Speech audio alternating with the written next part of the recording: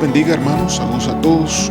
Procedemos a la palabra, a la exposición de lo que el Señor quiere para todos nosotros en este día. Le he titulado Bienaventurados los que lloran. Estamos viendo el Sermón del Monte, específicamente las bienaventuranzas, empezando desde Mateo capítulo 5. Permítame leerlo desde el primer versículo, que dice así: viendo a la multitud, subió al monte, y sentándose, vinieron a él sus discípulos, y abriendo su boca les enseñaba, diciendo: bienaventurados los pobres en espíritu, porque de ellos es el reino de los cielos. Y hoy nos toca el versículo 4. Bienaventurados los que lloran, porque ellos recibirán consolación.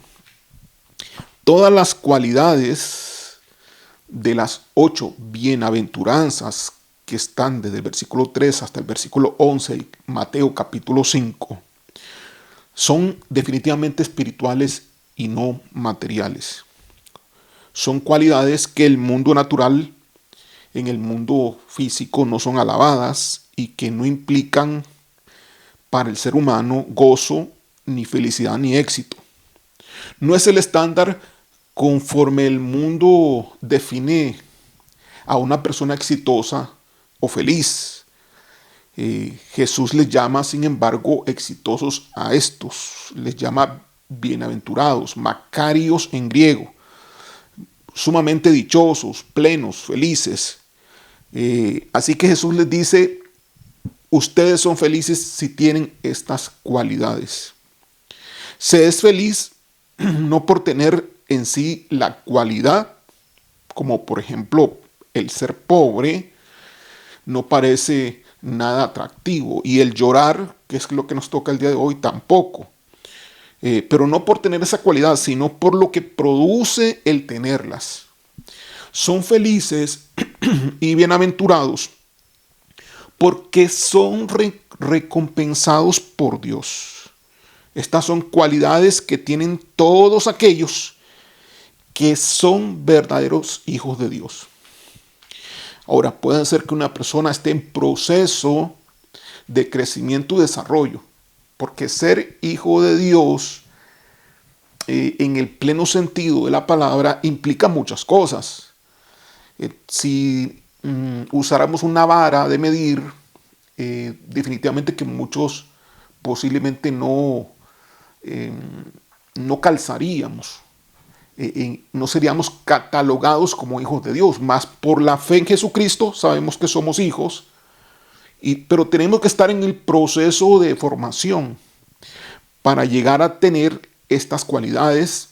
Pero de alguna manera, si eres hijo, tienes que tener algo de estas cualidades que se están expresando, que expresa Jesús en las bienaventuranzas del Sermón del Monte. Vamos a ir a Lucas capítulo 19, versículo 37 al 44, para ir dando fundamento a la cualidad correspondiente a los que lloran. Bienaventurados los que lloran, porque ellos recibirán consolación. Vamos entonces a Lucas capítulo 19, versículo 37 al 44, y dice así: cuando llegaban ya cerca de la bajada del monte de los olivos, toda la multitud de los discípulos, gozándose, comenzó a alabar a Dios a grandes voces por todas las maravillas que habían visto, diciendo: bendito el Rey que viene en el nombre del Señor, paz en el cielo y gloria en las alturas. Entonces algunos de los fariseos de entre la multitud le dijeron: Maestro, reprende a tus discípulos. Él respondiendo les dijo: os digo que si estos callaran, las piedras clamarían. Y cuando llegó cerca de la ciudad, al verla, lloró sobre ella. Y aquí este es el versículo que quiero dar énfasis. Y cuando llegó cerca de la ciudad, al verla, lloró sobre ella, diciendo: oh, si también tú conocieses a lo menos en este día lo que es para tu paz, mas ahora está encubierto de tus ojos, porque vendrán días sobre ti cuando tus enemigos te rodearán con vallado y te sitiarán por todas partes, te estrecharán y te derribarán a tierra y a tus hijos dentro de ti, y no dejarán en ti piedra sobre piedra, por cuanto no conociste el tiempo de tu visitación. Vemos aquí a Jesús llorando por la ciudad de Jerusalén, por la cantidad de gente que había ahí que no le reconocía. A lo suyo vino, mas los suyos no le recibieron. Estos que le decían bendito el rey que viene en el nombre del Señor, muy posiblemente fueron algunos de ellos también los que le dijeron crucifícale delante de Poncio Pilato. Este lloro que tiene Jesús tiene que ver con el lloro del cual él da la bienaventuranza, que dice: bienaventurados los que lloran, porque ellos recibirán consolación. Estamos viendo qué tipo de lloro es. Vemos sí un lloro físico, pero más que llorar físicamente, hay un lloro espiritual. Es un lloro en el espíritu, sí, que se podría manifestar físicamente con lágrimas, pero es un lloro en el espíritu, así como bienaventurados los pobres, también en espíritu. Sigamos para que la palabra de Dios nos vaya aclarando el significado de esta bienaventuranza. Salmos capítulo 119, versículo 136. Dice así: ríos de agua descendieron de mis ojos, porque no guardaban tu ley. Ríos de agua descendieron de mis ojos porque no guardaban tu ley. Veamos entonces que el lloro espiritual tiene que ver con el pecado. No solamente el pecado de otros, sino también el pecado de uno mismo. Es un lamento, es un pesar, es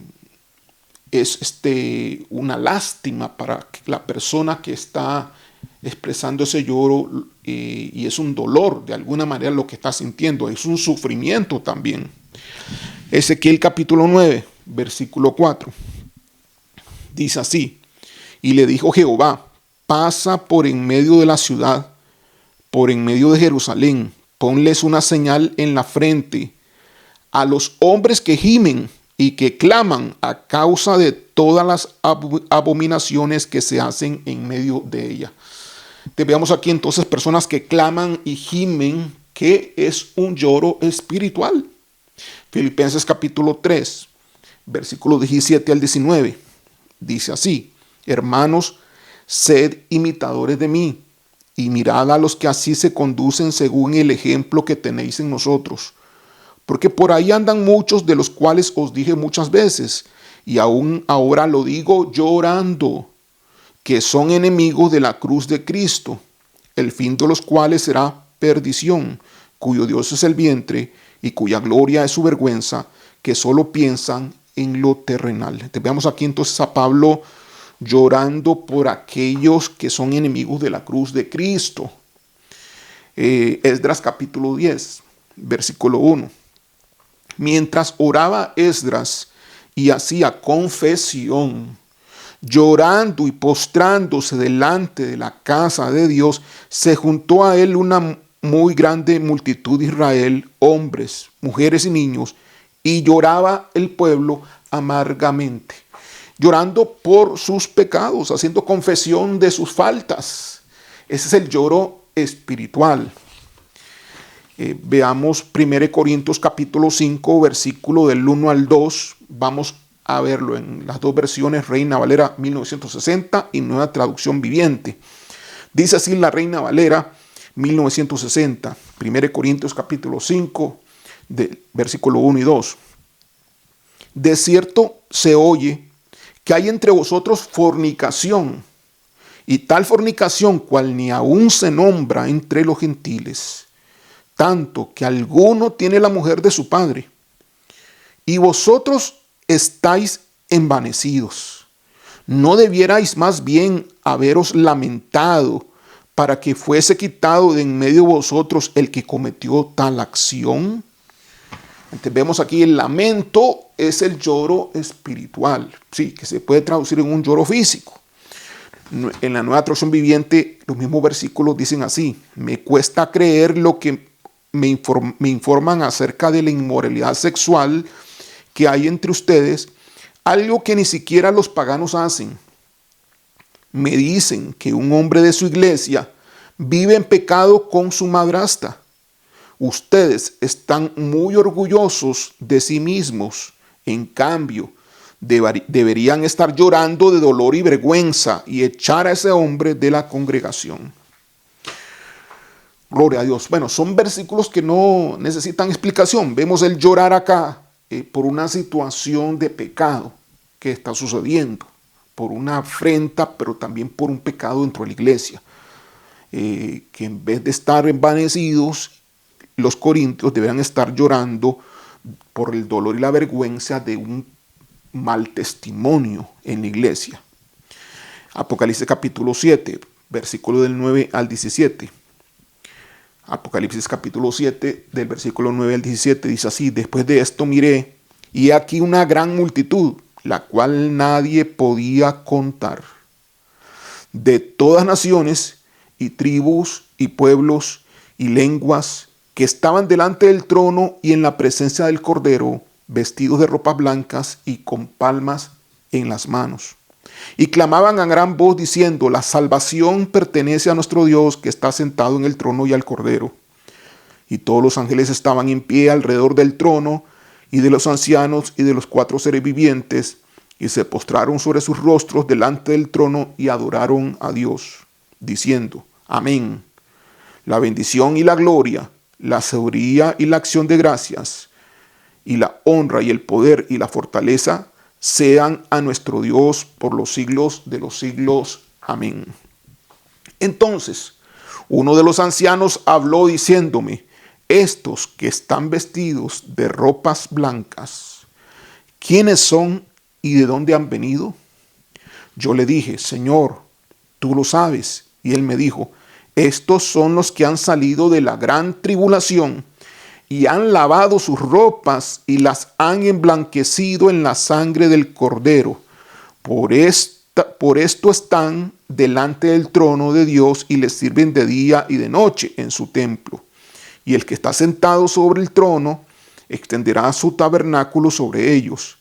Ya no tendrán hambre ni sed, y el sol no caerá más sobre ellos, ni calor alguno, porque el Cordero que está en medio del trono los pastoreará y los guiará a fuentes de aguas de vida, y Dios enjugará toda lágrima de los ojos de ellos. Este es el lloro espiritual, que también se traduce eventualmente en un lloro físico. Y 2 Corintios capítulo 7, del 8 al 10, voy a leerlo en la versión NTV, Nueva Traducción Viviente. Dice así: no lamento haberles enviado esta carta tan severa, aunque al principio sí me lamenté porque sé que les causó dolor durante un tiempo. Ahora me alegro de haberla enviado, no porque los haya lastimado, sino porque el dolor hizo que se arrepintieran y cambiaran de conducta. Fue la clase de tristeza que Dios quiere que su pueblo tenga, de modo que no les hicimos daño de ninguna manera. Pues la clase de tristeza que Dios desea que suframos nos aleja del pecado y trae como resultado salvación. No hay que lamentarse por esa clase de tristeza, pero la tristeza del mundo, a la cual le falta arrepentimiento, resulta en muerte espiritual. Vemos aquí entonces la tristeza para arrepentimiento. Precisamente ese es el lloro espiritual.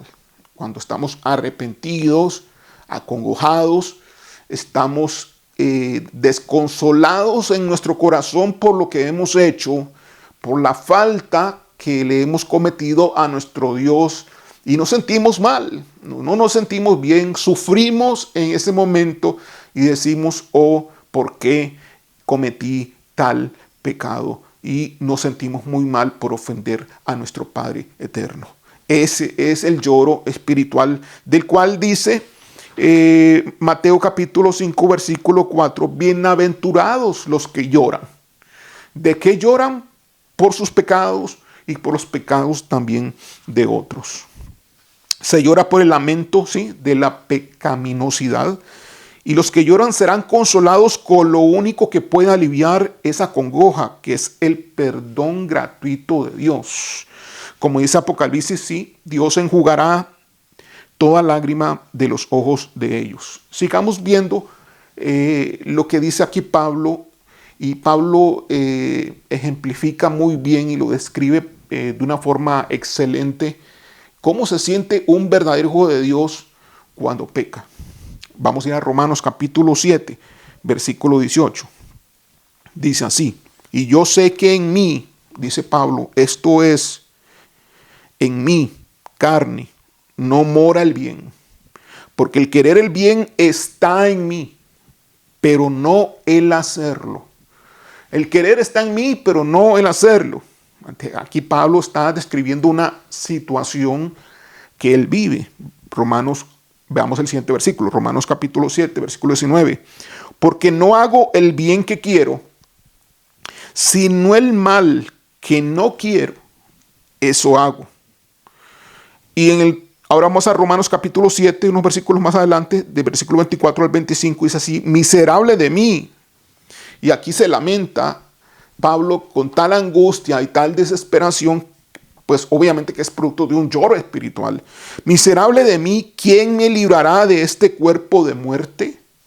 ¿De qué está hablando? De que su cuerpo y su yo, aunque él quiere no pecar, peca y cae en el pecado.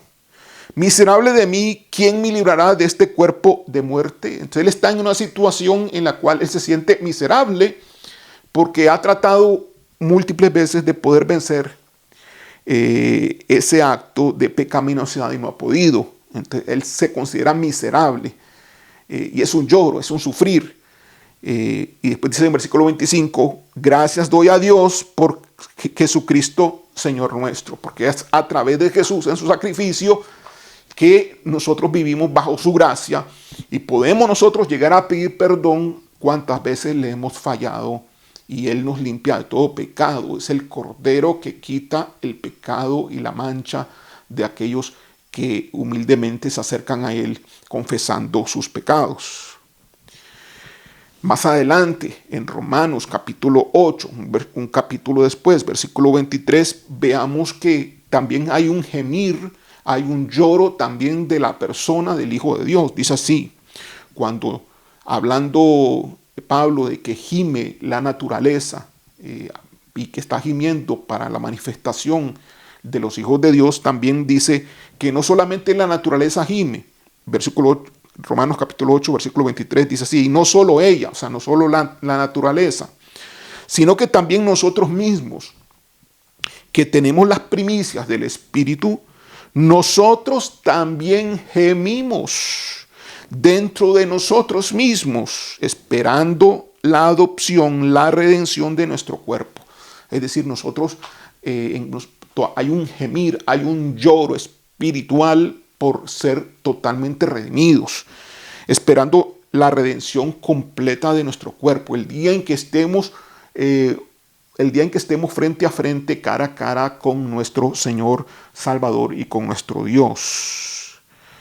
Gloria a Dios. Entonces vemos, mis amados hermanos, que bienaventurados los que lloran. No es aquel que llora porque perdió un familiar.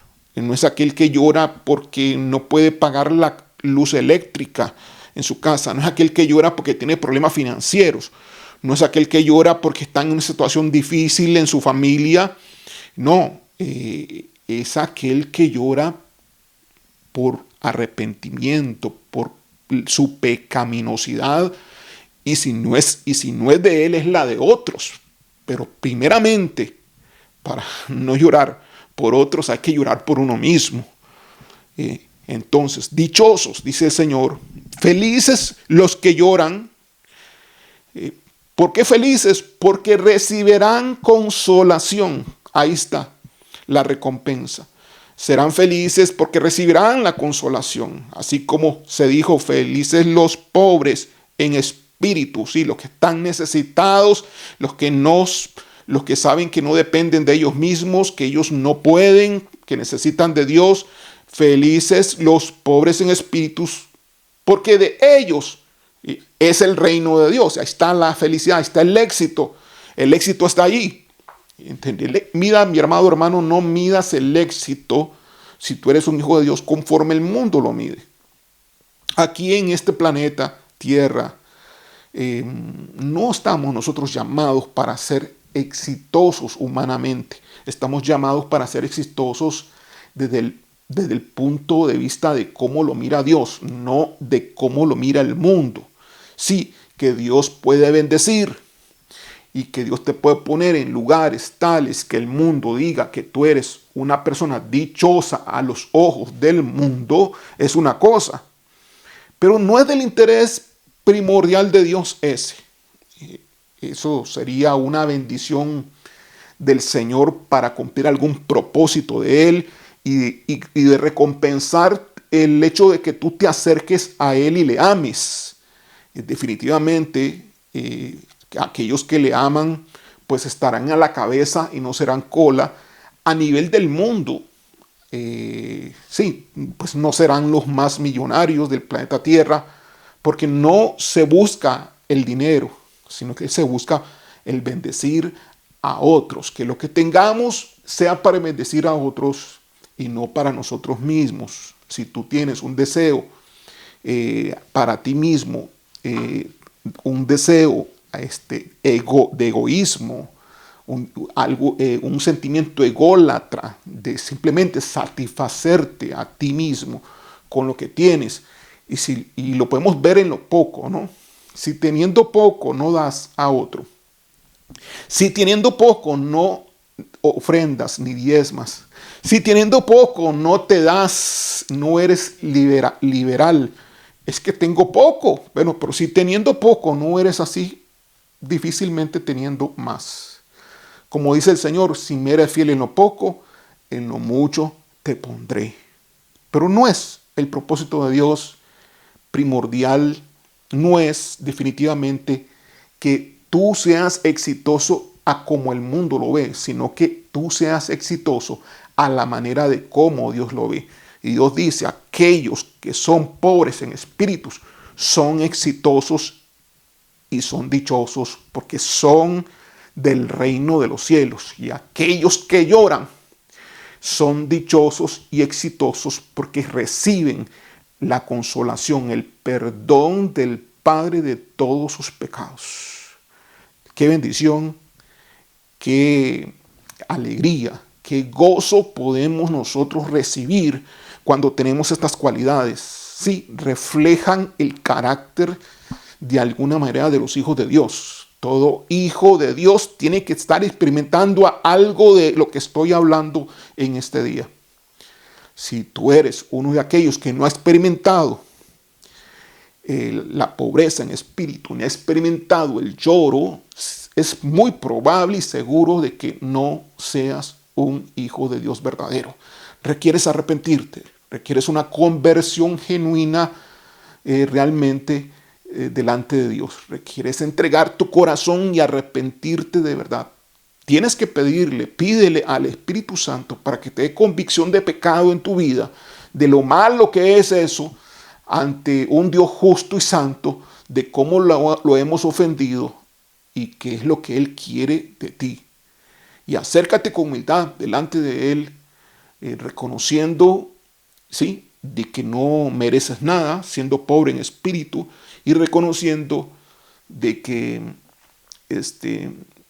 ha sido muy malo lo que has hecho delante de un Dios perfecto y justo, que te llama, sí, te está llamando a su reino, para que tomes estas actitudes y te conviertas en hijo de Dios de aquellos que son de verdad. Porque sí, existen los hijos de Dios que son falsos hijos de Dios. Pero estas son las marcas de los hijos de Dios de verdad. Vamos a orar. Gracias, Padre, gracias, Señor. Te alabamos y te bendecimos. Padre eterno. Y es una bendición, Señor, el ser pobres en espíritu, y te pedimos humildad para seguirlo siendo. Y sentimos, Señor Dios, la congoja y la tristeza que el pecado produce en nosotros, porque te ofendemos y no queremos, Señor, ofenderte, no queremos desagradarte, más bien queremos complacerte, Señor. Y en nosotros hay un pesar, hay un lloro por eso, Señor. Mas tú traerás consolación, tal y como tu palabra lo dice. Tú traerás, Señor, el perdón de todas nuestras faltas a través de la sangre de nuestro Señor Jesús, que murió como sacrificio para que nosotros seamos hoy personas bendecidas y dichosas delante de ti, Señor, delante de tus ojos, que son los ojos que valen más que todo lo que existe en todo el universo. Te alabamos y te bendecimos, Señor, y bendice a todos los hermanos que escuchan este mensaje. Toca sus corazones en el nombre de Jesús. Amén. Dios le bendiga.